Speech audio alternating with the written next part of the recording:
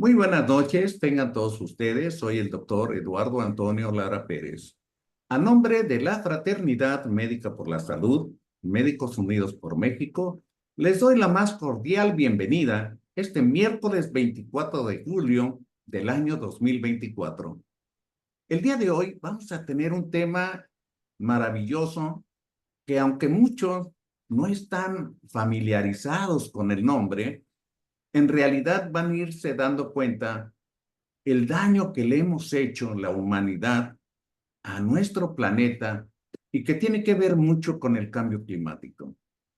Entonces, tengo mucho gusto en decirles el tema que va a ser arbovirus emergentes en Veracruz y va a ser desarrollado por el doctor Luis del Carpio Orantes.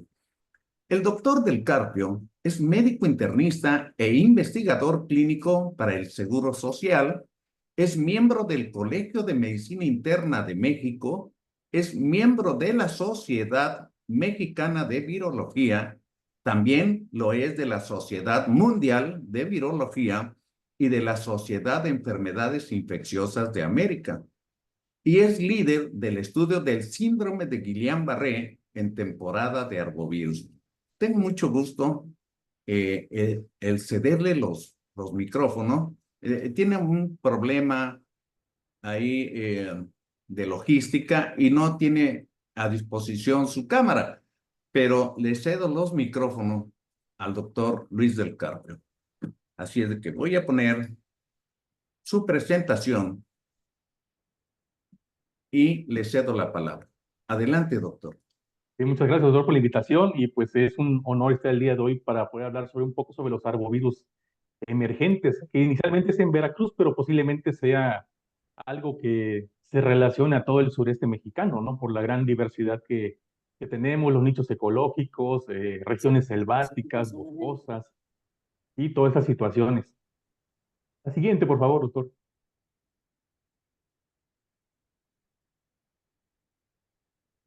Bueno, para hablar de arbovirus, bueno, en término inicial, pues arbovirus es un virus que utiliza pues un vector, a menudo son artrópodos y principalmente mosquitos para diseminarse. Estos se pueden clasificar en diversas familias acorde a sus características virales, por ejemplo, los Bunявiridae, Flaviviridae, Togaviridae, y de ahí vamos a ir agrupando pues a los virus propiamente acorde a la familia viral. Pero también se pueden clasificar acorde a las manifestaciones que nos dan. Principalmente hay virus que afectan al sistema nervioso, son virus neurotrópicos, hay virus que solo condicionan fiebre y mialgias, como el clásico dengue, Zika. Hay virus que son artritogénicos, afectan principalmente la membrana sinovial, como el chikungunya, el mayaro, que aquí en Veracruz hemos tenido algo de ello. Vamos a hablar más a profundidad en las siguientes diapositivas. Y algunos virus que ocasionan fiebres hemorrágicas.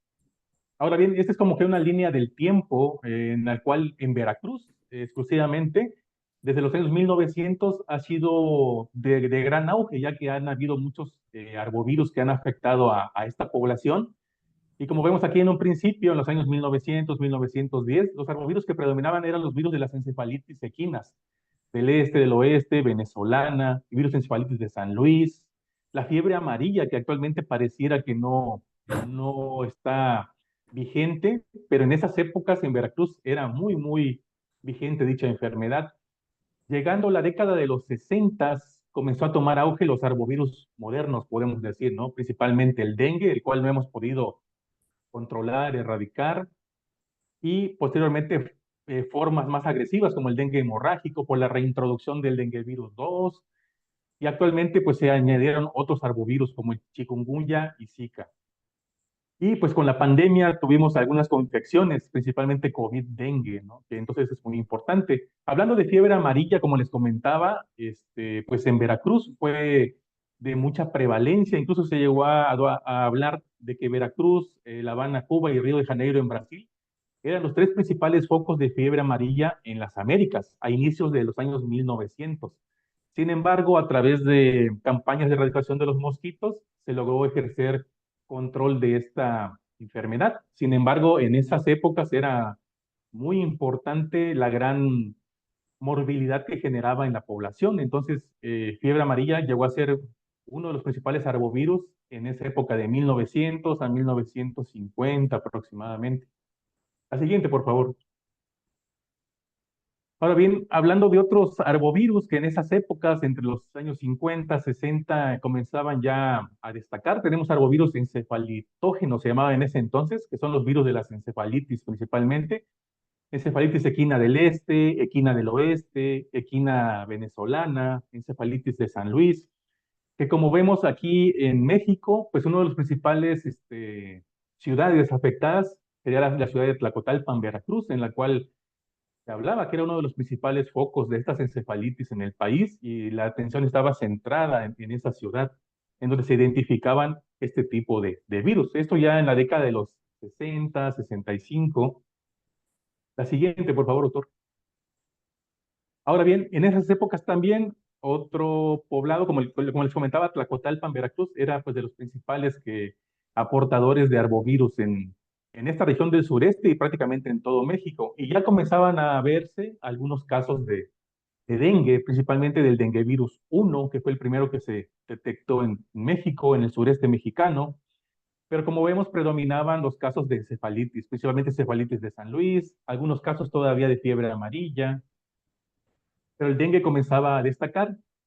Y en esta población era muy importante o relevante que casi tenía una gran riqueza en cuanto a los vectores, ¿no? Principalmente mosquitos, tanto del género Aedes, del género Culex, del género Masodinia, entre otros, ¿no? Entonces, esa gran diversidad de mosquitos favorecía la diseminación de esos arbovirus en esas épocas de los 60. La siguiente, por favor, autor.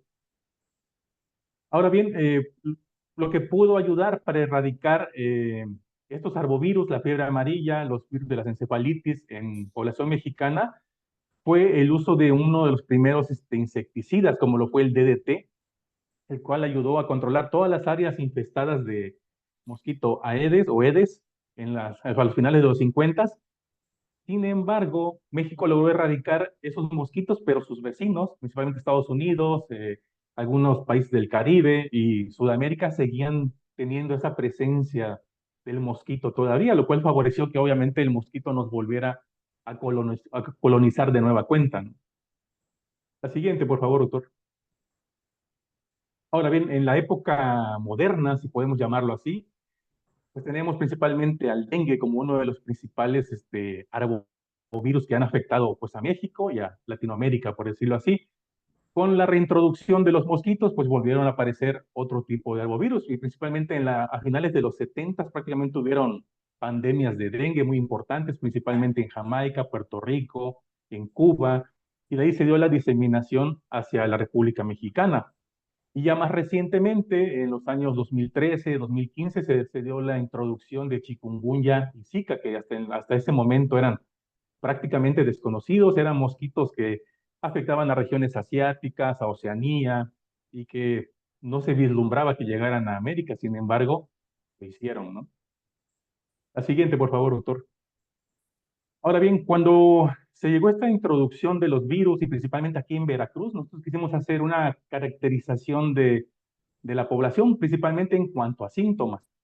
Y en el año del 2016, en Veracruz, que fue cuando fue un auge de estos nuevos arbovirus que se sumaron al dengue, hubo una gran cantidad de casos y tuvimos la oportunidad de analizarlos. En ese entonces intentamos hacer como que triadas clínicas para hacer una diferenciación clínica, porque era muy dificultoso hacer serologías todavía o técnicas de PCR avanzadas que no contábamos con ellas. Y llegamos a ver que pues podían haber ciertas diferencias. Por ejemplo, en cuanto al dengue, la triada más frecuente que encontramos fue la de fiebre, cefalea o dolor retroocular, las famosas artralgias o poliartralgias. Respecto del Zika, lo que nos llamó mucho la atención, que en población veracruzana presentaron una gran cantidad de adenomegalias, eso fue algo pues importante. El exantema también era muy plausible, y la cefalea y el dolor retroocular. Y chikungunya, a diferencia de estos virus que son virus de flavivirus, chikungunya es un virus artritogénico, condicionaba más dolores articulares, artralgias, poliartralgias, pero de igual forma lo más frecuente fue la fiebre y el exantema también. Entonces eso fue como un primer intento de caracterizar estos nuevos virus que llegaron aquí a Veracruz a afectar a la población. La siguiente, por favor, doctor. Ahora bien, lo que nos llamó mucho la atención de Zika, a diferencia de lo que conocíamos en dengue, es que Zika era un virus pues, que tenía predilección por el sistema nervioso, era un virus neurotrópico. Otra cosa que nos llamó la atención es que también afectaba a los neonatos, condicionando cuadros de microcefalia, era lo que se decía en la bibliografía mundial. También Zika tenía la característica de poder ser una enfermedad afebril, casi un 40% de los casos podían ser afebriles. Eso también nos llamaba mucho la atención, porque si hablamos de las definiciones operacionales en ese entonces, pues prácticamente dengue siempre tendría que tener fiebre, ¿no? Actualmente hay algunos casos afebriles que son raros, pero pueden presentarse. Y otra situación también que nos llamó mucho la atención en cuanto a Zika en ese momento fue que había algunos reportes de casos que había transmisión de persona a persona con tocar la piel de los afectados que estaban con diaforesis o esas situaciones. Entonces, este Zika como que nos vino a meter un poco muchas dudas, mucha incertidumbre también sobre los casos de Guillain-Barré, de microcefalia, entre otras situaciones. La siguiente, por favor, doctor. Ahora bien, respecto del Guillain-Barré, nos quisimos hacer un seguimiento de casos aquí en Veracruz, porque sí, en efecto, cuando llegaron estos virus, Zika, chikungunya, hubo un aumento de casos en forma significativa y sin embargo quisimos estudiarlos, ampliamos el estudio buscando otros arbovirus como dengue, chikungunya, otros virus neurotrópicos como herpes, enterovirus, y también buscamos obviamente pues uno de los principales bacterias que causa Guillain-Barré, que es Campylobacter. Y en este seguimiento a 3 años que hicimos, pudimos documentar poco más de 39 casos en promedio, pero nos llamó mucho la atención que pese a que estaba en auge el Zika y chikungunya, Campylobacter fue el principal agente etiológico que pudimos identificar. Hubieron solo 2 casos de Zika, 4 casos de dengue, un caso de chikungunya, 5 de dengue, perdón. Y pues por lo menos eso también como que nos puso un poquito en jaque porque pensábamos que sí que iba a ser el que estaba condicionando todos estos cuadros de Guillain-Barré. Por fortuna no fue así. Y pues seguimos dando el seguimiento a estos casos. La siguiente, por favor, doctor. También de igual forma nos interesó mucho estudiar a las embarazadas en Veracruz durante esta epidemia de Zika. Ya ve que se comentaban muchos cuadros de microcefalia y otras alteraciones como artrogriposis, entre otras situaciones. Y analizamos una población de gestantes veracruzanas, 113 pacientes, las cuales pues, se enfermaron de Zika. Y por fortuna, en este estudio, pues no encontramos ninguna alteración de los neonatos, craneofaciales u otro tipo de alteraciones que estuvieran asociados al síndrome congénito por Zika. Con esto podemos decir que el Zika en nuestra población mexicana, veracruzana, se comportó de una manera más inocua que lo que comentaba la bibliografía, ¿no? La siguiente, por favor. Ahora bien, otro virus que nos ha llamado mucho la atención y que en México incluso se han reportado pues, casos muy esporádicos es el mayarovirus.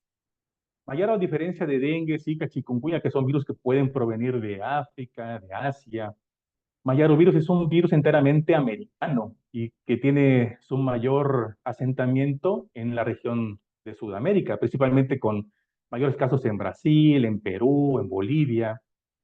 Y uno de los vectores, el principal es el Hemagogus, que es también un mosquito.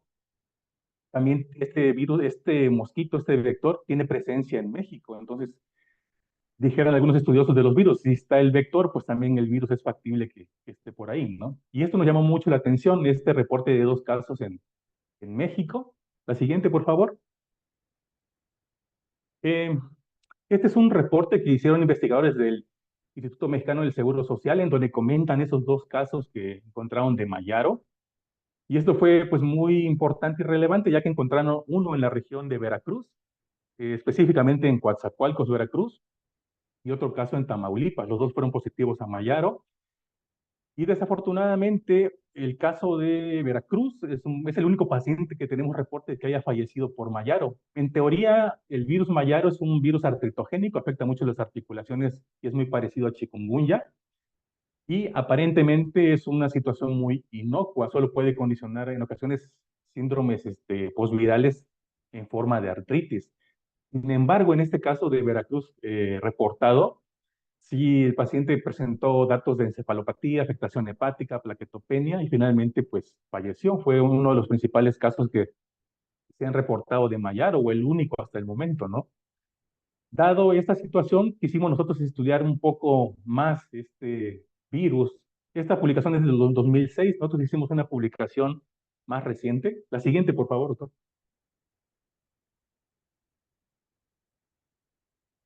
En 2020, bueno, en el 2019, de enero a diciembre, hicimos un pequeño estudio auspiciado por la Sociedad Mexicana de Virología, en la cual básicamente fue un estudio de seroprevalencias para ver si encontrábamos algún rastro del virus aquí en Veracruz, ya en estas fechas, y analizamos un total de 120 participantes que aceptaron pues hacerse la prueba para búsqueda de IgG de Mayarovirus.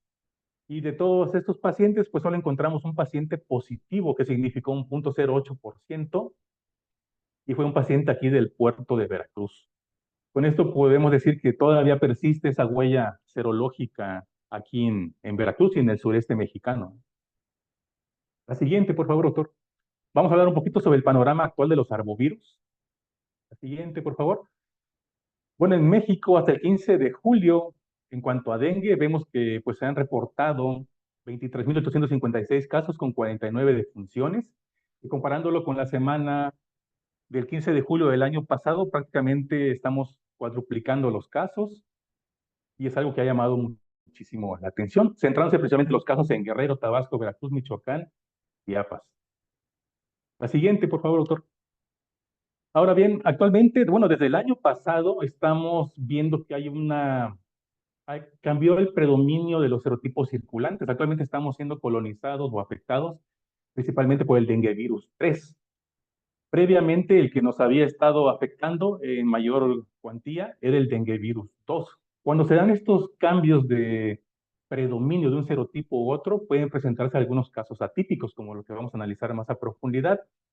Y en Veracruz, pues bueno, si comparamos los casos del año pasado con los actuales, pues prácticamente se han doblado un poco los casos. El año pasado, en 2023, tuvimos confirmados 880 casos, actualmente llevamos 1936.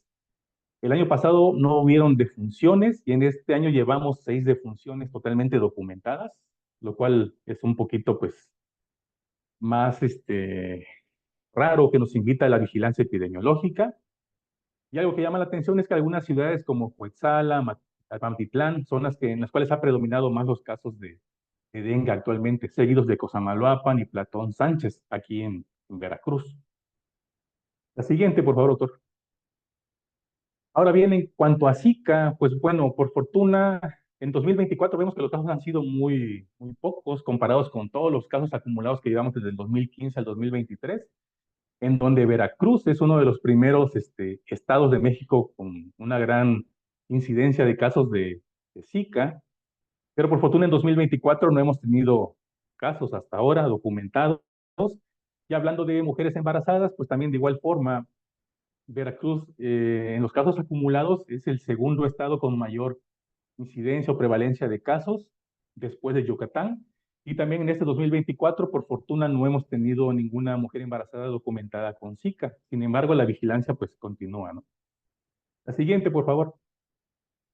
Ahora bien, hablando de pues el virus chikungunya, por fortuna, bueno, hasta este seguimiento que han hecho desde el 2020, 2021, 2022, 2023, 2024, aparentemente pues no se ha reportado ningún caso en Veracruz. Sin embargo, como vemos, si comparamos del 2020 al 2024, los casos han ido mermando poco a poco, ¿no?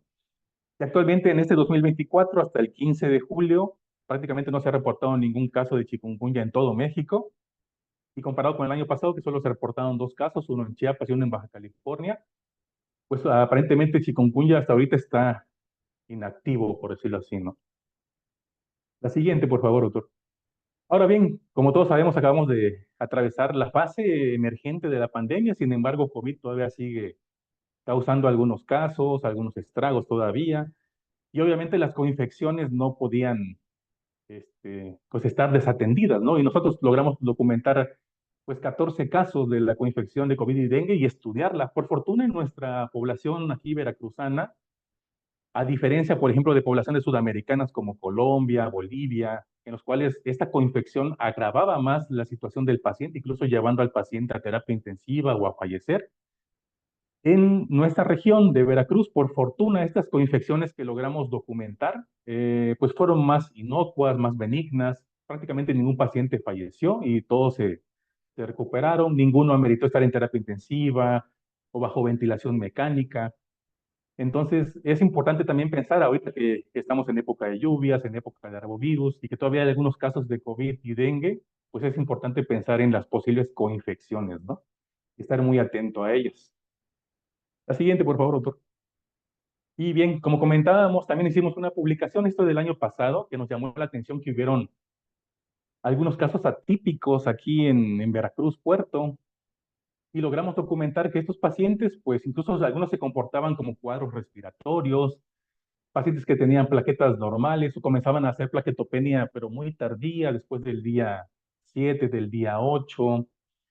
Llamó también mucho la atención que muchos pacientes tenían cuadros de hepatitis aguda asociado al cuadro de fiebre, mialgia, cefalea, y prácticamente eran cuadros un poquito, pues, no tan típicos como lo que habíamos visto. Y coincidentemente esto se presentó con ese advenimiento del nuevo serotipo viral predominante, que es el denguevirus 3. Pudimos documentar el serotipo en estos pacientes y sí vimos que eran pacientes que estaban afectados por el denguevirus 3. Esto es aquí en Veracruz, México. La siguiente, por favor, doctor.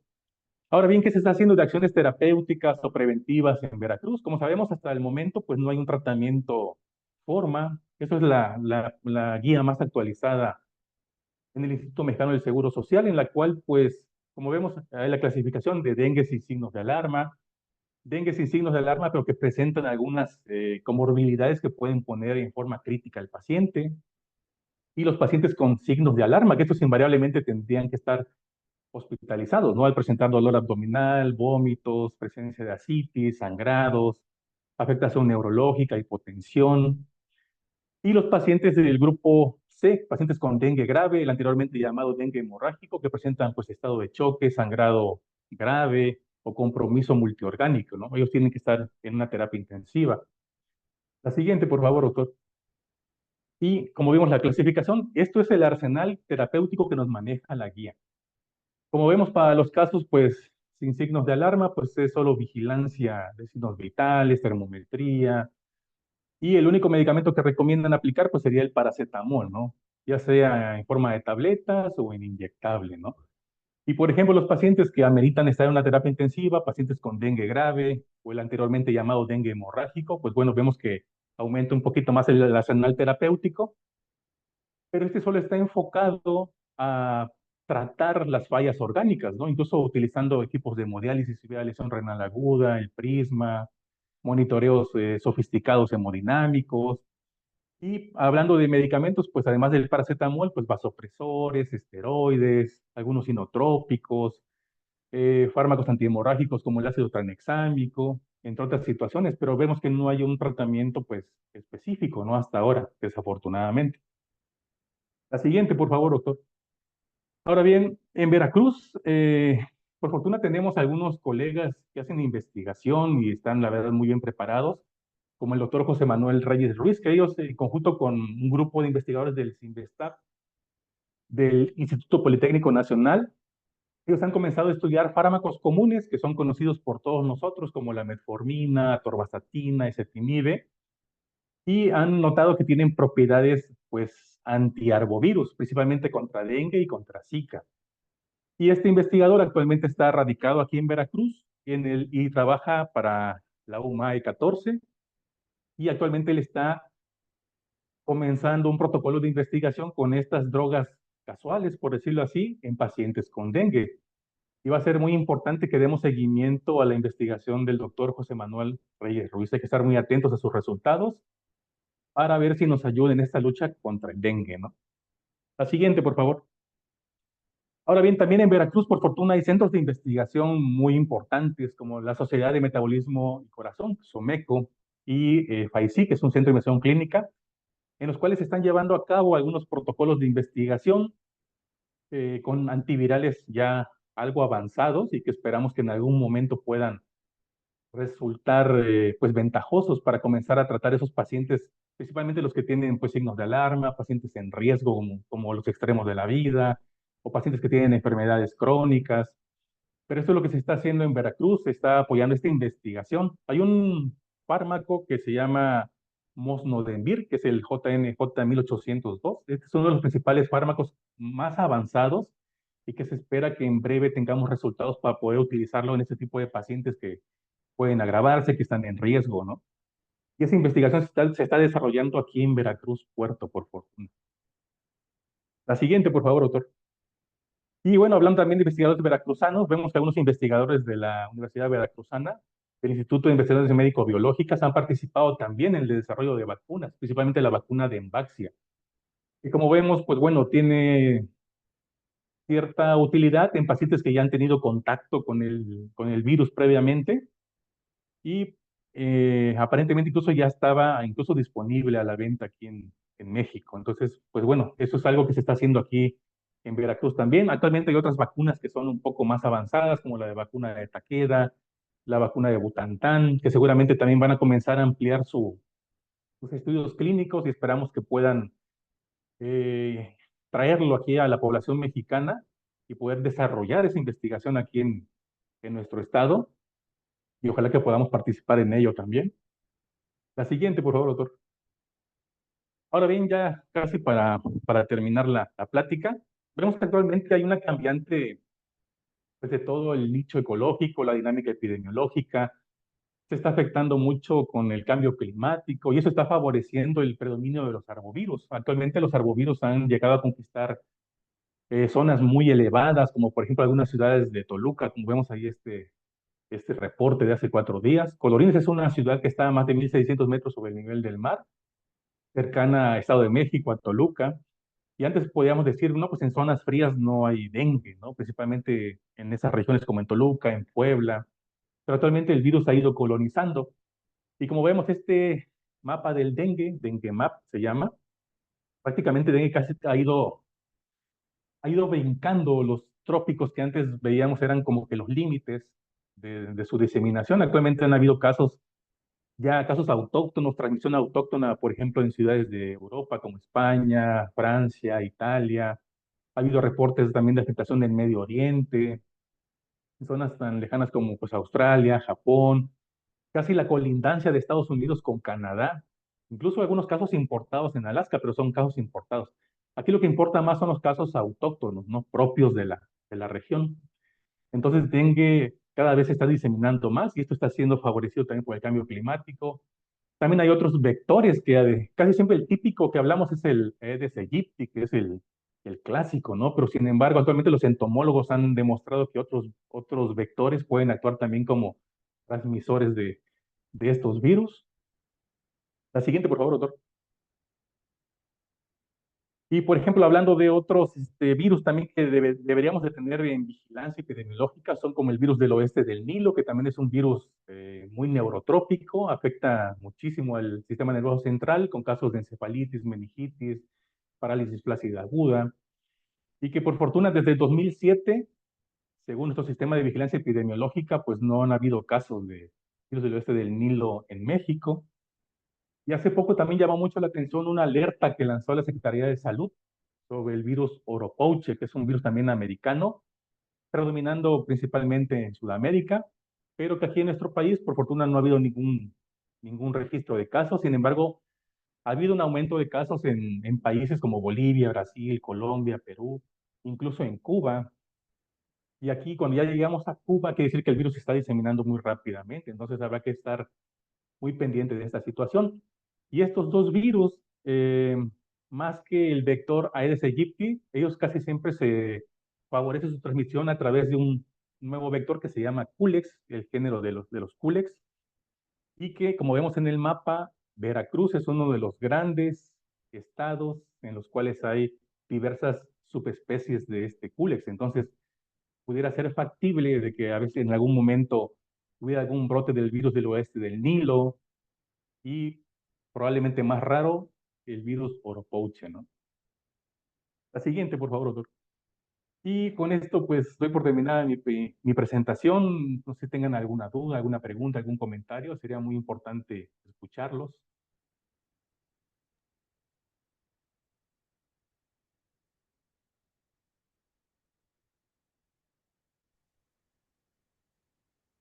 Bueno, pues definitivamente cómo ha cambiado la epidemiología y lo que conocíamos hace 15 o 20 años, pues definitivamente tenemos que abrir un poco más el abanico de conocimiento porque hay cosas cada vez más atípicas.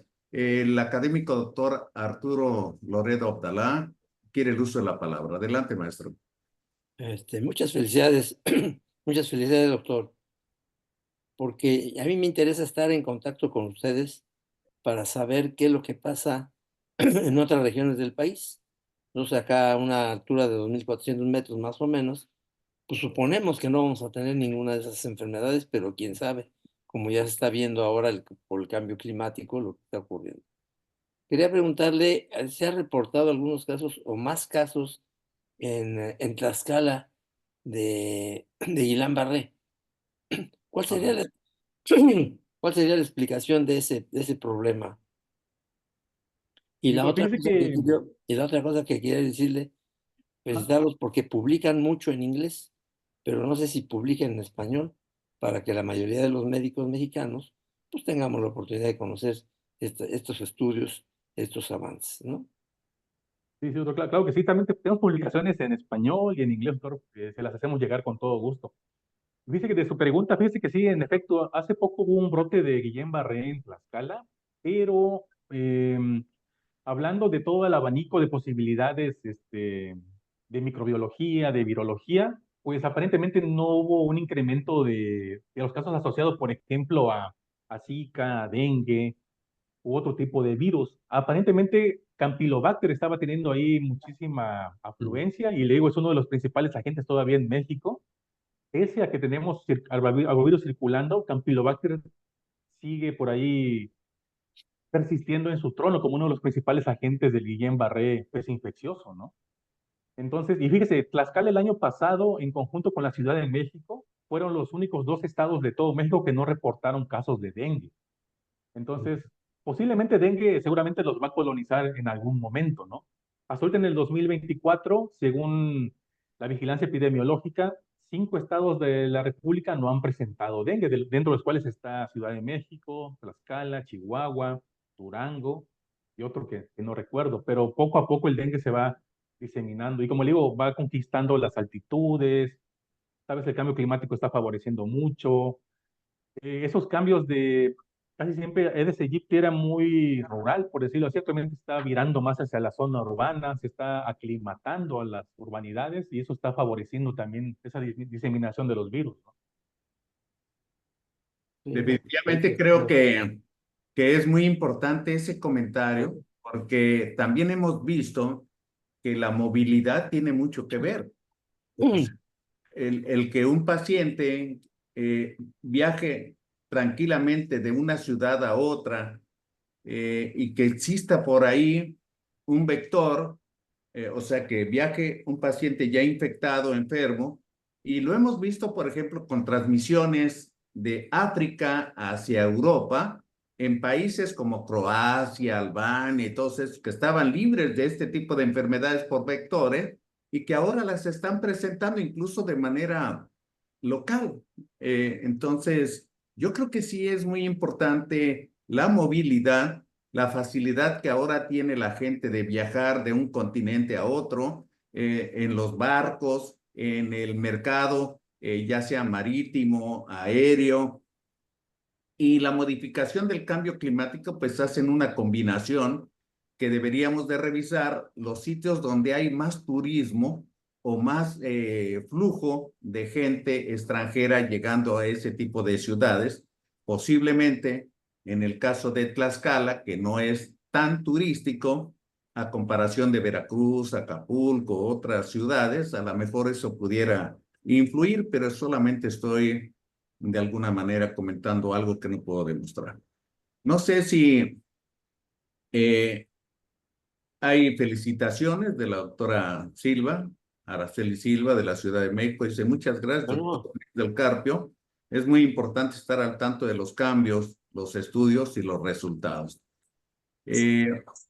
Doctor, quisiera aprovechar porque ahora, aprovechando esto de los vectores, también hay enfermedades de arbovirus que se transmiten por garrapatas. Y esto me viene a la memoria una enfermedad que prácticamente México estaba libre de ella, como es la enfermedad de Lyme, y que es bastante frecuente en Estados Unidos, sobre todo en el sur de Estados Unidos.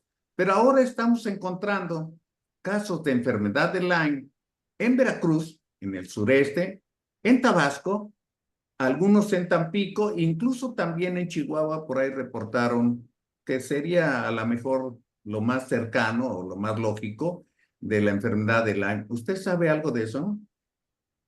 Pues ahorita sabe que con ese auge de los síndromes de fatiga posviral, el COVID persistente y eso, se está comenzando a hablar un poquito más de la enfermedad de Lyme. Incluso se ve que se habla de una enfermedad de Lyme crónica, ¿no? Pero sí, en efecto, pues yo la verdad, aquí he visto pocos casos, tal vez uno nada más documentado, pero sí es una posibilidad de que teniendo el vector, pues esté presente la enfermedad, ¿no? Por Definitivamente. ejemplo, hablando de otros virus, por ejemplo, el hantavirus, que se decía que solo era de la región sudamericana, de Argentina, por allá. En Veracruz o en el sureste mexicano existen pues muchos roedores que pueden actuar como vectores del hantavirus. Incluso ya ve que tiene síndromes respiratorios, síndrome renal por hantavirus. Y pareciera pues muy poco probable que se presenten, pero teniendo los vectores es factible que se presente la enfermedad, ¿no? Quiero aprovechar también porque ahora se ha dado por costumbre en algunas familias que para darle gusto a los niños les compran mascotas cada vez más raras.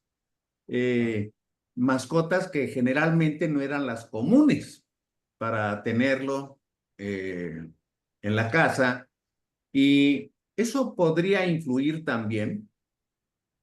Sí, doctora, así es. De hecho, hay algunas especies que pueden resultarnos pues exóticas, por decirlo así, pero que en algún momento pueden actuar también como transmisoras de enfermedades, ¿no? Y por ejemplo, hay algunos reptiles que son importados desde Asia, por ejemplo, que en algún momento pueden llegar aquí a México, a nuestro país, a nuestro estado, y en algún momento, si es un reptil que está pues enfermo, colonizado, pudiera comenzar a favorecer la diseminación de otras enfermedades que no son comunes en el país, ¿no? Como usted bien dice. ¿Sí? Y también aves que en cautiverio, que generalmente no son comunes, como cóndores y águilas y cosas de ese tipo. Sí, exactamente, doctor. De hecho, hay un virus que se transmite más por aves, es el Usutuvirus, que inicialmente es asiático, pero ese Usutuvirus se ha podido diseminar a través de aves hacia Europa. Y es un virus preocupante porque también produce muchos cuadros neurológicos, ¿no? Encefalitis, meningitis, Guillain-Barré incluso. Y que ese virus en algún momento también causó cierta alerta epidemiológica global por parte de la OMS por esos casos que se estaban presentando en Europa, en España, principalmente en Francia. Por fortuna en América, hasta donde sé, no se ha documentado ningún tipo de caso por ese virus, el usutuvirus, pero en algún momento el digo pudiera ser factible, ¿no? Con los virus la verdad es que ya no se sabe qué podemos esperar de ellos. Podríamos decir que el incremento de casos, pues tiene que ver mucho y prácticamente todo. O sea, la deforestación, la invasión de la mancha urbana a las áreas boscosas o suburbanas, el uso de piso, la utilización del hábitat para la agricultura, eh, arrasando con selvas o con bosques, que es el hábitat de ciertas especies, definitivamente que eso influye, más el cambio climático y que influye también en el cambio climático y la dinámica de la familia. Hay familias que ambos padres trabajan y para darle gusto al niño o lo ponen en una pantalla o con una mascota o la gente que los cuida pues les da cualquier cosa que les puede poner en peligro, desde las cosas más simples. Por ejemplo, los peluches que no sabemos qué está ahí y que juegan con animalitos, incluso domésticos, que a lo mejor no se les tiene el cuidado. Una de las cosas es que hay muchas personas, no solamente niños, que duermen con perros y con gatos, a veces varios, pero también con otras mascotas exóticas. Entonces, definitivamente que todo eso, pues ahora va a traer una serie de enfermedades virales que vamos a tener que ponernos más a estudiar y a estar vigilando e investigar, porque hay una gran dificultad con este tipo de enfermedades. Muchas de ellas es imposible diagnosticarlas desde el punto de vista clínico. ¿O cómo cree usted, doctor? Sí, doctor, exactamente. Fíjese que a veces tenemos la sospecha clínica, pero ya cuando encasillamos a un paciente pueden ser varias posibilidades, ¿no? Incluso, por ejemplo, hablando de la temporada de arbovirus, puede ser un dengue, puede ser un zika, un chikungunya, ¿no? Y a veces los cuadros clínicos se entrelazan entre uno y otro, ¿no? Incluso hay reportes de casos de que algunos pacientes pueden tener dos o más virus en forma simultánea, ¿no? Yo he visto algunos reportes de casos en Colombia, por ejemplo, que el paciente tenía los tres virus detectados incluso por técnicas de PCR, que es más confiable. Un paciente que Sí. tenía a la vez dengue, zika y chikungunya, pues parece algo inaudito, pero puede presentarse, ¿no? Y hablando específicamente de dengue, hay una pregunta obligada, porque mucha gente piensa que le dio ya dengue y que como ya le dio dengue, pues ya quedó inmune y puede tener una infección nueva de dengue de otro serotipo y que lo puede poner en peligro. Sí, doctor, exactamente así es. De hecho, cuando nos ataca un serotipo, pues bueno, tenemos protección contra ese, pero tenemos otros tres que nos pueden volver a afectar, ¿no? Y ya ve que entre un serotipo y otro hay algunos que son pues más agresivos que otro, ¿no? Ahorita, por ejemplo, el dengue virus 3 se está comportando a veces con cuadros atípicos. Aquí hemos tenido en el hospital, aquí en Veracruz, cuadros de encefalitis, por ejemplo. Se está comportando como un virus muy neurotrópico. Y eso es pues algo preocupante porque pues los pacientes pueden quedar con secuelas neurológicas también. También se ha comportado como un virus hepatotrópico, ha causado muchas hepatitis agudas asociadas a dengue, ¿no? He visto pacientes con transaminasas de 4000, 5000 y muy afectados, que también de no recibir tal vez algún tratamiento coadyuvante, pues el paciente puede presentar secuelas o empeorar, incluso llegar a fallecer. Bien, voy a leer algunas cosas. Felicitaciones del académico doctor Reinaldo Michel, que dice, excelente charla, felicidades. Se confirma que los virus son partículas de ácidos nucleicos envueltos en malas noticias. Bueno, un humor un poco ahí, pero tiene toda la razón. La doctora Fati, me imagino, dice, muchas gracias, doctor Del Carpio, excelente plática. Tengo una pregunta. En mi unidad médica epidemiológica nos reporta un reporte excesivo de casos que cumplen criterios clínicos, pero la mayoría de las pruebas negativas para dengue. ¿Cuál pudiera ser la causa? ¿Sería necesario solicitar pruebas para otros arbovirus? Sí, gracias por la pregunta, doctora Fati. Fíjese que actualmente la vigilancia epidemiológica amerita tomar serología para los tres principales arbovirus, ¿no? Dengue, Zika y chikungunya, que por default todos los epidemiólogos la solicitan, ¿no? Por la necesidad de muestrear a los pacientes. A veces también epidemiología no muestrea al 100% de los pacientes, a menos que haya un brote muy importante, pero esos casos que usted dice que han presentado negativos a dengue, sí sería importante extender un poco más el estudio, ¿no? Principalmente a Zika y chikungunya también. Sí, y también depende en qué momento de la evolución del paciente se hace la prueba. Sí, Eso también podría dar una falsa negativa. Mm. Eh, Quiero también preguntar porque ahorita se están incrementando los casos de COVID y parece ser que la población, a pesar de recomendaciones de la UNAM y otros sitios de que se vuelva a utilizar el cubreboca, no se hacen. Y a veces los médicos, sobre todo de primer contacto, recibimos un paciente febril con datos virales y nos es muy fácil eh, creer que existe el paciente que solo tiene dengue o chikungunya y que también podría tener COVID. ¿O cuál sería su recomendación? Sí, doctor. De hecho, como había comentado en una publicación, pues son factibles las coinfecciones, ¿no? Incluso yo he visto coinfecciones, dengue, Zika, dengue, COVID. Casos muy raros, he visto COVID tuberculosis, por ejemplo, pero es factible, ¿no? Incluso virus bacteria, incluso. Y como usted bien dice, cuando un cuadro pues se sale de la definición operacional, se sale de lo típico, ahí es cuando tenemos que comenzar a sospechar, ¿no? Mm. Cuando hay cuadros atípicos, pedir una serología extra, no sé, pensando en alguna hepatitis viral, que hubiera alguna otra infección. Por ejemplo, leptospira, que es muy frecuente aquí en Veracruz también y en el sureste mexicano. Entonces es importante que esos pacientes que no nos cuadran tanto en la definición operacional, era importante extender el estudio, ¿no? Microbiológico, virológico, más que nada para poder identificar un agente específico, ¿no? Sí, muchas gracias. Adelante, doctor Loredo. Como está diciendo el doctor Del Carpio, hay todas esas combinaciones. Ahora, aquí en la Ciudad de México, siempre, yo creo que siempre hay que preguntar al paciente con quién ha estado y de dónde viene.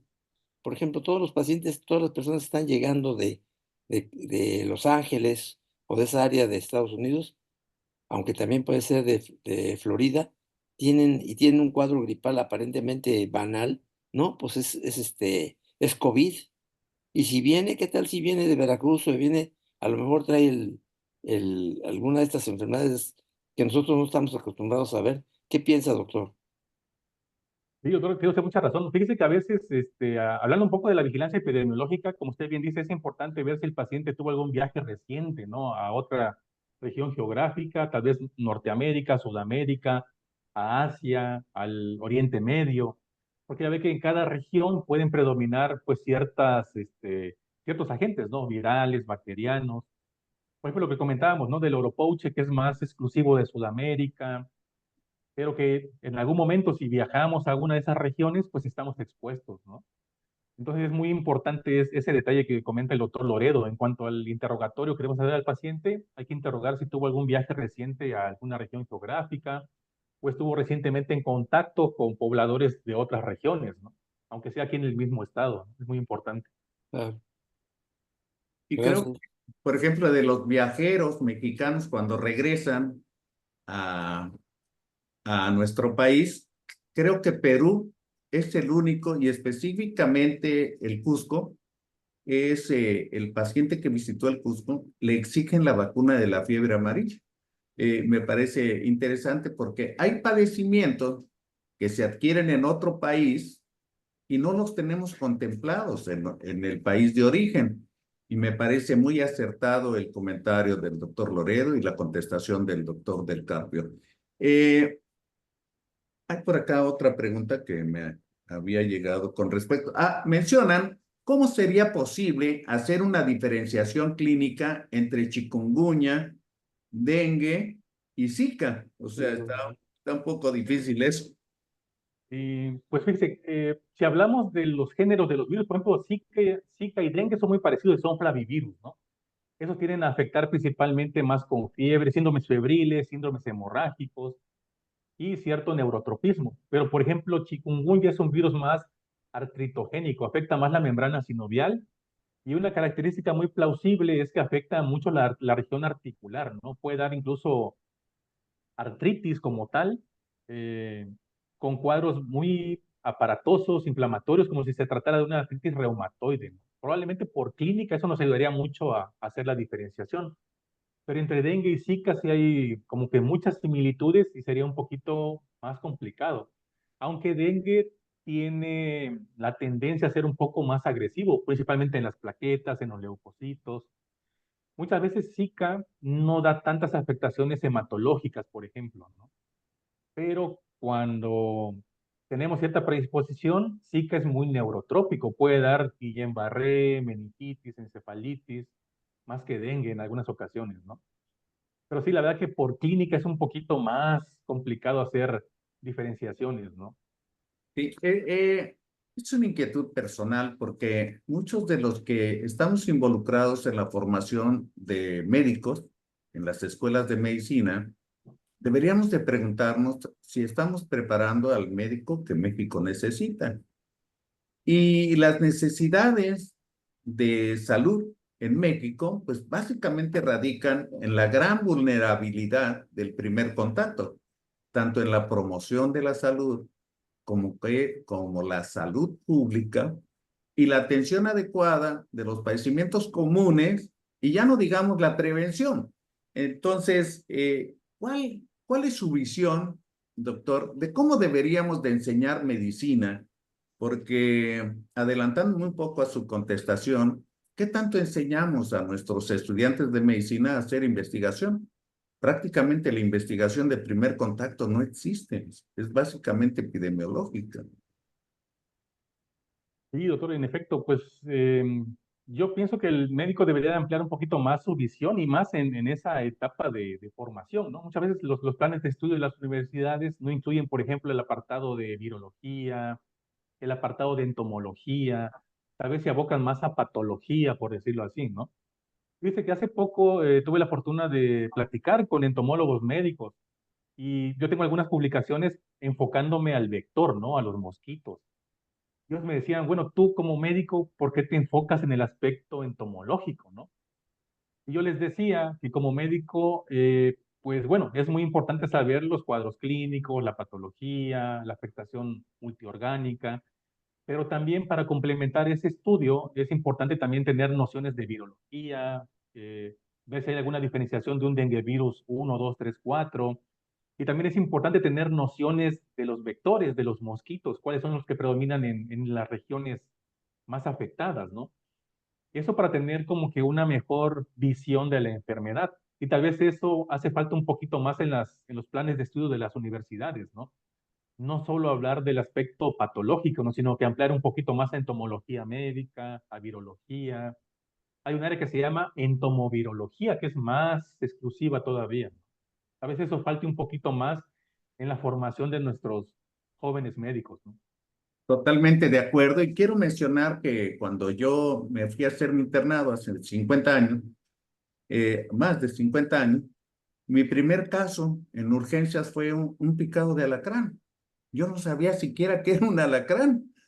Y tuve la mala suerte de que ese niño, picado por alacrán, nada más veía que tenía cialorrea y estaba agitado y todo, y murió. Murió de una miocarditis por la picadura de alacrán. Ya un médico viejo en ese entonces me lo dijo y le hicimos la prueba, incluso no sé si se publicó, y me dejó muy marcado al grado de que hice mi tesis hablando de picadura alacrán, porque me di cuenta que lo que había aprendido en la universidad no me había dado las herramientas para resolver un problema de urgencia, pues donde me mandaron que fue en Morelos. Mm. Entonces, definitivamente que debe de haber un cambio en la currícula de la formación de médicos, porque sobre todo en los casos clínicos los mandamos a los hospitales y pues ahí están exclusivamente enfermos y van a aprender una medicina de la enfermedad, basada en la enfermedad y no de promoción de la salud o basada en la salud, en la cual tenemos bastantes deficiencias. Adelante, doctor Loredo. Ese es el punto fundamental. Nosotros hacemos medicina curativa, no medicina preventiva. Eso siempre ha venido ocurriendo desde siempre y, por ejemplo, yo que manejo el problema de maltrato infantil, pues ahora lo que estoy trabajando es estrategias para prevenir el maltrato infantil, que son muy complicadas, etcétera. Y entonces hay que estar muy atentos a eso. Yo creo que en regiones, por ejemplo, en Veracruz, en Tabasco, en Campeche, Yucatán, el enfoque médico debe estar dado con la medicina que prevalece, o sea, la patología que prevalece en esas zonas. Por eso yo, como dije hace rato, me interesa estar muy en contacto con ustedes porque de esta manera me entero qué puede estar ocurriendo allá y nosotros acá en nuestra Torre de Marfil, pues no ni siquiera nos damos cuenta de qué es lo que está ocurriendo, ¿no? Entonces yo De creo que hecho, eso es de hecho, ya tiene bastante tiempo que se había pensado en la medicina regionalizada, en dotarle de competencias. Yo creo que aquí se involucra también el trabajar en equipo, pero ese será un motivo de otra plática. yo quiero, la doctora Araceli Silva de la Ciudad de México dice totalmente de acuerdo, debe tenerse más conocimiento, da más armas para llegar a un diagnóstico más certero, definitivamente. Doctor Del Carpio, pues yo quiero pedirle, estamos llegando al término del tiempo, pedirle un mensaje final a manera de epílogo antes de cerrar esta transmisión. Sí, sí, claro. Pues yo me gustaría que se queden con el mensaje de que los arbovirus son pues una realidad, ¿no? Y debemos de tener armas y conocimientos para enfrentarlos. Sobre todo porque cada vez más sus vectores los están colonizando. Por ejemplo, en Ciudad de México hay ya presencia del mosquito Aedes en Coyoacán, por ejemplo, en Tlalpan, ¿no? Entonces, seguramente en algún momento dengue va a colonizar totalmente a México y van a haber casos en todas las regiones, ¿no? Entonces, el mensaje final sería que todos estemos al pendiente de las novedades, de las vacunas antivirales que se están desarrollando para que cuando tengamos un caso, sepamos identificarlo, diagnosticarlo y ulteriormente, pues, tratarlo, ¿no? O prevenirlo también. Definitivamente. De hecho, le voy a provocar otro, otro cierre antes de la transmisión, después del comentario del maestro Loredo. Adelante, maestro Loredo. Nosotros tuvimos una vez un caso de paludismo, de transfundir, que el niño había sido transfundido con sangre de un donador de Xochimilco. Entonces parece ser que ahí le pasó ¿cómo estaría la cosa ahí, doctor? Para ver por qué tenía paludismo este niño de Xochimilco. Y seguramente no sé en qué año haya sido, pero ya ve que antes de la década de los 80 no había tanta bioseguridad con los donantes, las muestras sanguíneas Sí, o las transfusiones, ¿no? No se hacía un screening total. ajá, Actualmente la seguridad de los hemoderivados es muy, muy importante y relevante, ya que estudian una gran cantidad de agentes previo a la decir que es dotación. una sangre pues segura, ¿no? Entonces seguramente ese caso que usted nos comenta fue, no sé, tal vez hace algunos ayeres Sí, por y los no había 50. tanto ese control, ¿no? Ujú. Sí, y ahí en Xochimilco era el primer lugar nacional ¿cómo se llama? Paludismo, ok. No, de que es que se aloja en la vesícula de fasciola hepática. Ah, ah, Bueno, Bueno, el comentario era porque yo creo que viene a colación esta plática de los arbovirus a que eh, me hace pensar que el que un paciente tenga fiebre, malestar general o artralgias o dolor de garganta, a lo mejor un poco de tos o un exantema, no debe de ser menospreciado. Yo creo que ahí está la sagacidad clínica, pero el respeto. O sea, y también debería de enterarse la población, debe de haber campañas, porque la gente menosprecia. Dice, no, hombre, tienes un catarrito, tómate por ahí cualquier cosa, o un sintomático, o un té, o un remedio, y con eso va a ser suficiente. Y dejamos escapar la posibilidad del diagnóstico temprano o oportuno para evitar complicaciones. A lo mejor a la mayoría de los pacientes, incluso así es, muchos de los arbovirus, pues tienen una evolución benigna, pero también hay otros en esos padecimientos que pueden tener una evolución hacia la muerte. Entonces, ¿qué mensaje nos daría con este mundo cambiante, con el cambio climático, sobre todo para estos médicos en formación que se van a enfrentar a todas esas circunstancias?